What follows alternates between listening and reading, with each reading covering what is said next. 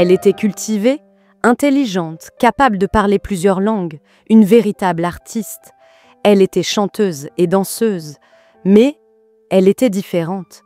Et ceux que l'on considérait comme normaux l'ont exploitée sans pitié, la montrant comme une monstruosité de la nature. On la présentait comme la femme singe, parfois comme la femme la plus laide du monde, ou encore la femme ours, ou l'indescriptible. Et ce fut ainsi durant toute sa vie. Et même après sa mort, elle ne trouva jamais la paix. Dans cette vidéo, vous allez découvrir plus de détails sur la vie de Julia Pastrana, une femme incroyablement talentueuse, chanteuse et danseuse hors pair, mais qui est entrée dans l'histoire en tant que prétendue aberration de la nature. Mais avant cela, si vous êtes déjà abonné, laissez un like si la vidéo vous plaît et partagez votre commentaire. Cela m'aide énormément à atteindre d'autres passionnés d'histoire. Abonnez-vous et activez la cloche de notification. D'origine indigène, Julia Pastrana est née vers 1834 dans l'état de Sinaloa, au sein d'une tribu connue sous le nom de chasseurs de racines, qui habitait la région occidentale du Mexique. La petite fille était atteinte d'hypertrichose, également appelée syndrome de l'homme-loup, une affection rare qui recouvre le visage et le corps de poils noirs et lisses. Julia avait de grandes oreilles, un grand nez, et souffrait de prognatisme avec 2 rangées irrégulières de dents, ce qui donnait à son visage un profil proche de celui d'un singe. Plusieurs versions circulent au sujet de sa naissance, et on ne sait presque rien de ses parents. Une théorie raconte qu'elle vivait avec sa mère dans une grotte jusqu'à ce que des cow-boys les trouvent par hasard et les emmènent en ville. Mais cela reste une simple hypothèse. Ce que l'on sait avec certitude, c'est que Julia, encore enfant, fut accueillie vers 1838 dans la maison du gouverneur de Sinaloa, Pedro Sanchez, autrement dit, dans la résidence de l'homme le plus influent de la région à l'époque. Elle avait environ 4 ans, il semble que l'épouse de Pedro Sanchez se soit prise d'affection pour elle et ait décidé de la protéger et de l'éduquer. Avec le temps, Julia devint une servante au sein de la maison. Mais il ne fallut pas beaucoup d'efforts pour l'instruire. La dame fut probablement impressionnée par l'intelligence de l'enfant, qui apprit à lire et à écrire très rapidement, tout en accomplissant les tâches ménagères avec une grande efficacité. On sait que Julia parlait couramment la langue de sa tribu, ainsi que l'espagnol. Elle apprit aussi l'anglais dans la maison du gouverneur, grâce à la présence constante de diplomates et de politiciens étrangers qui fréquentaient Sainte-les-Lieux. En grandissant, Julia devint une personne très travailleuse et talentueuse. Elle adorait coudre et broder. Dès son plus jeune âge, elle fit preuve d'une grande habileté. Elle confectionnait elle-même ses robes, bien faites et richement décorées. Cependant, elle n'était pas autorisée à sortir dans la rue. L'épouse du gouverneur la gardait avec un soin extrême. Lorsque des invités arrivaient, Julia se retirait dans sa chambre, car elle savait que son apparence attirait trop l'attention.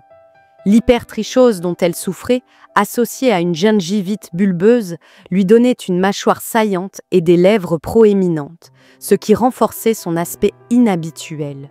De plus, elle était très petite. À l'âge adulte, elle ne mesurait que 1,37 m.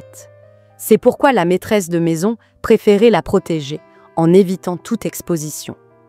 Pourtant, Julia semblait heureuse dans ce foyer. On raconte que, tout en lavant le linge, elle chantait à haute voix, spontanément, avec une voix étonnamment mélodieuse et agréable. Elle chantait même parfois lors des réunions de famille pour égayer l'atmosphère. À cette époque, l'esclavage avait déjà été aboli au Mexique, en 1854. Et lorsque Julia eut 20 ans, elle quitta la maison du gouverneur car elle souhaitait retourner auprès de sa tribu. Mais en chemin, elle rencontra un Américain nommé Monsieur Ratz qui la persuada de l'accompagner pour une tournée. Cependant, d'autres versions affirment qu'elle aurait été vendue à un administrateur des douanes maritimes nommé Francisco Sepúlveda, selon le témoignage de l'historien, écrivain et journaliste mexicain Irineo Paz. À cette époque, les cirques proposaient fréquemment des spectacles appelés « freak shows », dans lesquels on exposait des personnes atteintes de malformations, souvent mêlées à des montages grotesques. Un exemple célèbre est celui de la sirène des Fidji, fabriquée à partir d'un corps de poisson et d'une tête de singe cousue dessus, une attraction très populaire. Ces spectacles étaient là très appréciés et rapportaient beaucoup d'argent. Phineas Taylor Barnum, pionnier dans ce genre d'affaires, fit fortune avec ses représentations. Il présentait des personnages incroyables, l'homme le plus petit du monde, l'homme le plus gros, la femme à barbe et bien d'autres encore. En 2017, l'acteur Hugh Jackman a incarné ce personnage dans le film The Greatest Showman, racontant la vie de Phineas Taylor Barnum. Naturellement, d'autres hommes ont voulu copier l'idée de Barnum et créer leur propre spectacle. C'est dans ce contexte qu'apparaît la figure de Francisco Sepúlveda, qui, lors d'une visite à la maison du gouverneur où vivait Julia, fut fasciné par elle, mais d'une manière assez dérangeante. À ses yeux, Julia était parfaite pour le spectacle qu'il avait en tête. Apparemment, il demanda à l'acheter et le gouverneur la vendit comme s'il s'agissait d'une simple marchandise, alors même que l'esclavage était déjà interdit. C'est ainsi que Julia quitta l'environnement relativement sûr de la maison du gouverneur, où, au moins, elle était protégée par l'épouse du gouverneur et avait une routine quotidienne, pour tomber entre les mains d'un homme intéressé uniquement par le profit. Son intention n'était pas de la vendre, mais de la louer à des cirques ou à des maisons de spectacle. Il n'avait aucun projet de s'en séparer. Sepúlveda, désormais propriétaire de Julia, commença à organiser sa promotion. Il chercha des contacts dans le monde du cirque et se rendit aux États-Unis. Là-bas, il trouva un promoteur nommé Théodore Land. Contrairement à Sepúlveda, Land savait comment séduire le public. Tandis que Sepúlveda ne s'adressait à Julia que froidement, la considérant inférieure, Land, lui, se montrait aimable, respectueux et attentif. Il lui parlait avec douceur et éducation. Julia se sentait bien en sa présence, et Land était impressionné par ses talents. Les deux hommes commencèrent à la présenter sous le nom de la femme singe. Une histoire entièrement inventée sur les origines de Julia fut créée pour captiver le public. Selon cette version, la mère de Julia aurait été enlevée par des indigènes sauvages, emmenée dans une grotte et forcée à vivre avec des ours et des orang-outans. Violée dans cette caverne, elle aurait donné naissance à Julia, le fruit monstrueux de l'union entre un singe et une femme humaine. Pensant que cette histoire se vendrait bien, ils présentèrent leur projet à Barnum lui-même. Mais celui-ci refusa, considérant l'histoire bien trop grotesque pour son public, notamment les enfants. À ce moment-là, Théodore Land joua un tour à Sepúlveda, qui pourtant avait acheté Julia. Grâce à ses talents de persuasion, Land réussit à convaincre Julia de partir seule avec lui. Et elle accepta, car Land l'avait toujours traitée avec respect. Sepúlveda, furieux, tenta de l'en empêcher. Les deux hommes se disputèrent violemment. Mais Sepúlveda perdit, car il n'avait aucun lien légal ou moral avec Julia. De plus, Land le menaça de le dénoncer aux autorités pour avoir acheté une jeune femme, ce qui constituait un crime. C'est ainsi que Land resta seul avec Julia et tous deux commencèrent une tournée à travers les États-Unis avec leur spectacle, qui devint un véritable succès, générant d'importants revenus. Land avait de l'expérience et il ne se contentait pas d'exhiber Julia comme une bête curieuse. Il exploite aussi ses talents artistiques. Elle reçut des cours de chant et de danse. Ils organisèrent des représentations où Julia chantait et dansait sur scène, toujours le visage voilé, afin de mettre en valeur sa voix sans révéler son apparence. Dans un autre numéro, elle montait même un petit poney sur scène. Elle avait beaucoup de talent. Mais Land savait que c'était le choc visuel qui attirait le public. Ainsi, dans chaque spectacle, Julia portait un voile. Et à la fin de la représentation, elle le soulevait. Et les spectateurs, jusque-là émerveillés par son talent, éclataient souvent de rire ou de surprise en découvrant son visage. Ils arrivèrent à New York, où le spectacle connut un succès retentissant. Land tenta d'exploiter l'affaire au maximum, allant jusqu'à vendre des billets pour que le public visite sa propre maison. La pauvre Julia n'avait aucun moment de répit. Même chez elle, lorsqu'elle cuisinait, une activité qu'elle appréciait énormément, des gens restaient là, à la regarder, horrifiés par son apparence. Pourtant, ces mêmes personnes étaient fascinées par son comportement. Car Julia était extrêmement sociable. Avec beaucoup de délicatesse, elle servait le thé à ses visiteurs et discutait avec eux avec éducation et dignité. C'était une jeune femme cultivée, elle lisait les journaux tous les jours. Tout était propre et bien organisé dans sa maison et elle portait toujours une robe impeccable. Lan vendait l'accès à sa maison uniquement à un public VIP, des hommes et des femmes riches de la haute société, curieux de la rencontrer, mais qui ne voulaient pas la voir sur scène. Elle semblait à l'aise dans cette situation, malgré l'exposition constante et les moqueries sur son apparence. Lan la traitait bien et elle gagnait son propre argent grâce à la vente des billets. Elle avait quitté sa vie de domestique à Sinaloa, échappé des mains de l'administrateur des douanes, qui la traitait comme un animal de cirque, et se trouvait désormais à New York, dans sa propre maison, en contact direct avec la haute société. La seule chose qu'elle ne pouvait pas faire, c'était sortir. Et lorsqu'ils sortaient ensemble, elle portait toujours un voile épais pour que le mystère reste entier, afin que les gens ne voient pas son visage et ne perdent ainsi l'envie de payer pour la découvrir. En 1857, Lent emmena sa vedette en Europe et à son arrivée à Londres, Julia devint une sensation immédiate. Le prestigieux collège des dentistes vint l'observer pour étudier la formation de sa mâchoire et la société de biologie se rendit également à son domicile pour l'examiner, car certains supposaient qu'elle n'était pas humaine, mais une espèce hybride, le fruit d'une union entre un orang-outan et une femme. Les scientifiques et chercheurs qui l'examinèrent furent unanimes. Elle n'était pas un hybride.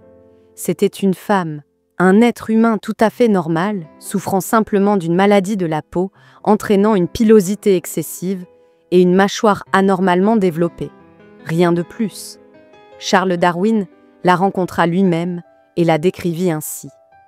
Julia Pastrana, une danseuse espagnole, était une femme extraordinairement délicate, mais elle portait une barbe épaisse et avait le front couvert de poils. Elle fut photographiée et sa peau exposée. Mais ce qui nous intéresse surtout, c'est qu'elle possédait une double rangée irrégulière de dents, dans la mâchoire supérieure comme dans l'inférieure, une rangée à l'intérieur de l'autre. En raison de cet excès de dents, sa bouche ressortait et son visage avait l'apparence d'un gorille. Mais le spectacle devait continuer. Julia était de nouveau présentée comme la femme ours, la femme la plus laide du monde, ou l'indescriptible. Et une fois de plus, elle provoqua une immense sensation. Le succès fut considérable. Elle gagna beaucoup d'argent, et la haute société londonienne, ainsi que des membres de la famille royale britannique, assistaient à ses représentations ou l'invitaient à des réceptions privées pour la rencontrer. Ils voyagèrent ensuite en France, où Julia apprit à parler français et charma tout le monde par sa personnalité. Pendant les spectacles, de nombreux hommes proposaient de l'argent pour danser avec elle. Certains lui faisaient même des demandes en mariage. Ils voulaient la connaître, passer du temps avec elle. Lan commença à s'inquiéter. Il comprit que Julia n'était pas simplement un monstre à exhiber. Il devint jaloux et commença à craindre de la perdre. Il lui parla en lui disant que tous ces hommes étaient pauvres et qu'aucun ne pourrait subvenir à ses besoins. Et il la demanda en mariage. Mais ne vous y trompez pas.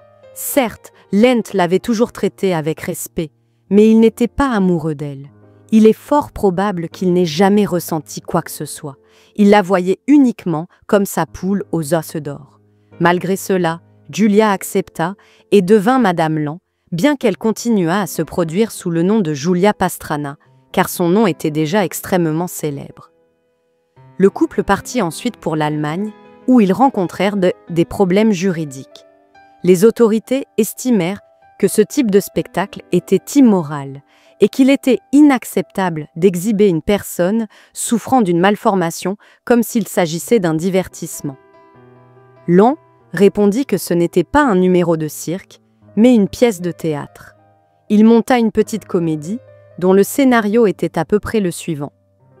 Julia, incarnait une jeune femme à la voix magnifique qui chantait. Un jeune homme l'entendait, tombait amoureux de sa voix et commençait à la courtiser. Ils discutaient, elle chantait, ils dansaient ensemble. Le temps passait, l'amour grandissait. Mais elle portait toujours un voile. Dans certaines scènes, lorsqu'il quittait la scène, Julia levait le voile, provoquant de grands éclats de rire dans la salle. Quand il revenait, elle se recouvrait à nouveau. La pièce avançait jusqu'à ce qu'ils décident de se marier. Dans la scène finale, il levait le voile pour embrasser la mariée. Et en voyant son visage, il s'enfuyait en courant, horrifié. Le rideau tombait sous les rires du public. Ils réussirent à remplir le théâtre lors de 2 ou 3 représentations. Ce fut un succès absolu. Mais parmi les spectateurs se trouvaient des policiers infiltrés qui firent un rapport aux autorités. Une fois encore, le spectacle fut jugé grotesque et inacceptable et fut interdit. Le couple quitta alors l'Allemagne et se rendit en Russie. Là aussi, Julia séduisit le public, y compris la famille impériale. Plusieurs comtesses russes de l'époque tsariste vinrent de lui rendre visite chez elle. Certaines jouaient une clé du piano pour l'accompagner pendant qu'elle chantait. L'on la présentait comme une chanteuse espagnole, alors qu'en réalité elle était mexicaine. Peut-être pensait-il que cela se vendrait mieux. Et en 1859, une grande nouvelle arriva. Julia attendait un enfant.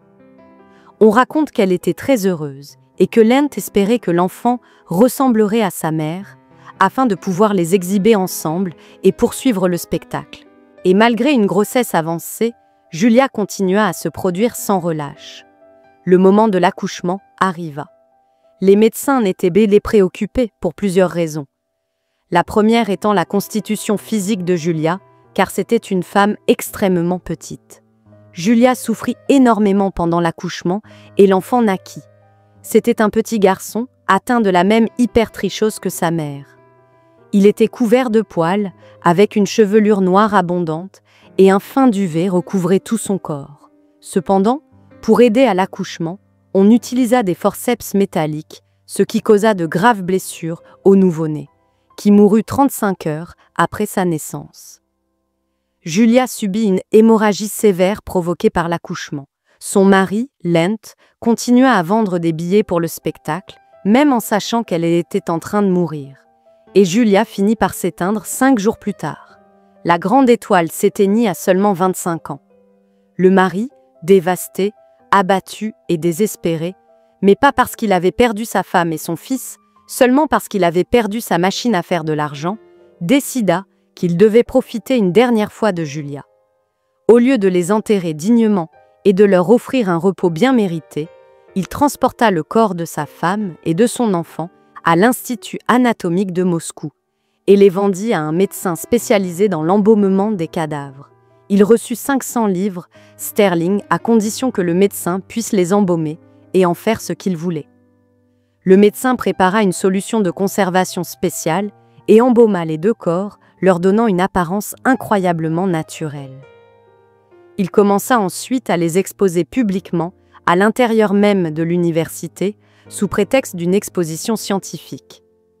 Naturellement, les visiteurs payaient un droit d'entrée pour venir voir de leurs propres yeux les corps nus de la femme et de l'enfant, désormais transformés en pièces de musée. Lorsque Lent en fut informé, il apporta son certificat de mariage et exigea la restitution des corps de sa femme et de son fils, affirmant que sa pauvre famille était exploitée. Il dénonça le médecin aux autorités russes qui ordonnèrent la restitution immédiate des dépouilles. Mais pour les récupérer, Lent dut rembourser la somme perçue et payer les frais d'embaumement. Et si vous pensez qu'il leur aurait enfin offert le repos éternel qu'ils méritaient, vous vous trompez lourdement. Il ordonna qu'on confectionne une robe semblable à celle que Julia portait sur scène et qu'on installe un support dans son dos pour qu'elle puisse tenir debout. Quant au bébé, on l'habilla également et on le plaça sur une base à côté du corps de sa mère. Julia ne pouvait plus chanter, ni danser, ni offrir un spectacle complet. Mais au moins, les gens pouvaient encore venir la regarder. Et ainsi, Lent entama une tournée à travers l'Europe, exposant le cadavre de sa femme et de son enfant, en facturant l'entrée d'un spectacle devenu terriblement grotesque, car il s'agissait désormais de l'exhibition de 2 cadavres. En 1862, à peine 2 ans après la mort de Julia, Lent décida de retourner en Angleterre.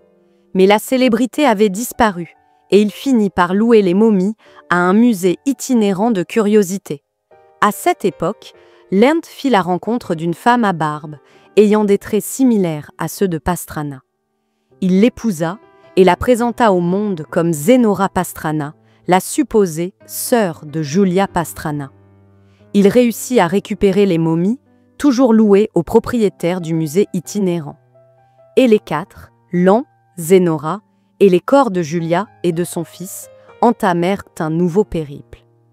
Zenora et Lent s'installèrent à Saint-Pétersbourg en 1880, mais à cette époque, Théodore Lent commença à souffrir d'une maladie mentale qui le conduisit à être interné dans un asile psychiatrique où il mourut peu après, fou et ruiné. Zenora, désormais veuve, revendiqua la propriété légale des momies et parvint à les récupérer. En 1889, les 3 Pastrana furent à nouveau exhibés dans une exposition anthropologique. Mais avec le temps, les corps perdirent leur forme et leur aspect beau naturel, et Zenora finit par les vendre en 1895 lors d'une vente aux enchères organisée lors d'un grand congrès de cirque à Vienne. Après cela, Zenora prit sa retraite, se rasa la barbe et se remaria avec un autre homme. Les corps disparurent de la scène publique pendant des années, jusqu'à ce qu'ils réapparaissent en Norvège en 1921 entre les mains de M. Lund, qui les exposa dans sa « Chambre des horreurs ». Pendant l'occupation allemande en 1943, il fut ordonné que la collection soit détruite, mais M. Lund réussit à convaincre les autorités nazies que la femme singe avait sa place dans les archives du Troisième Reich. Ainsi, Julia et son fils furent exhibés dans les territoires occupés par l'Allemagne. Les momies restèrent exposées jusqu'en 1970, lorsqu'une protestation éclata pendant la visite d'un groupe américain, et elles furent finalement retirées du public et placées dans un entrepôt. Cet entrepôt fut cambriolé en août 1976 par des délinquants qui mutilèrent et traînèrent les momies. Le corps du bébé fut complètement détruit et ce qu'il en restait fut dévoré par les rats. Le corps de Julia perdit un bras que les malfaiteurs jetèrent à la poubelle. Heureusement, quelqu'un le retrouva et le remit à la police, qui rendit le bras au corps de Julia. Mais le calvaire de son corps ne s'arrêta pas là. Il fut de nouveau volé en 1979. Finalement, son corps put être récupéré et fut conservé à l'Institut de médecine légale d'Oslo, où il resta pendant de nombreuses années. En 1990, il fut identifié comme étant bien celui de Julia Pastrana et placé dans un cercueil scellé au sein du département d'anatomie de l'Université d'Oslo. En 1994, le Sénat norvégien recommanda que les restes de cette femme soient enfin enterrés. Mais le ministère des Sciences décida de les conserver afin que des scientifiques puissent les étudier à l'avenir. Cependant, pour accéder à ces restes, il fallait obtenir une autorisation spéciale accordée uniquement à ceux pouvant démontrer un intérêt scientifique réel. Ce n'est qu'en 2003 que l'artiste visuel Laura Anderson Barbata prit connaissance de l'histoire de Julia et s'en sentit profondément touchée. À l'époque, elle collaborait à la création des costumes d'une pièce de théâtre présentée à New York, intitulée « La véritable histoire de la vie », tragique et de la mort triomphante de Julia Pastrana, la femme la plus laide du monde, écrite par l'acteur et dramaturge britannique Sean Prendergast. Laura Anderson était mexicaine et lorsqu'elle apprit que les restes de sa compatriote étaient stockés dans un sous-sol du département d'anatomie de l'Université d'Oslo, elle décida de tout faire pour que Julia puisse revenir dans sa terre natale, le Mexique, et y être enterrée dignement. Après de longues démarches, des papiers et des procédures bureaucratiques, en avril 2012, l'université norvégienne s'engagea officiellement à rapatrier le corps de Julia au Mexique. Et en février 2013, Les restes de Julia Pastrana quittèrent enfin cet endroit glacial pour être renvoyés dans son pays d'origine. Dans un geste de respect et de dignité humaine, le Mexique, sa patrie, organisa une série de cérémonies officielles ainsi qu'une messe funèbre en son honneur. Le cercueil contenant le corps de Julia, recouvert de fleurs, fut finalement déposé dans une tombe du cimetière municipal de Sinaloa. Des mesures de sécurité strictes furent prises afin que son corps ne puisse plus jamais être profané. La tombe de Julia fut recouverte de plaques de béton de plus d'1 mètre d'épaisseur. Julia fut enterrée dans sa terre natale, revêtue d'un habit traditionnel mexicain, et une photo de son fils fut placée sur sa poitrine. Et ainsi, 153 ans après sa mort, ses restes ont enfin pu reposer en paix.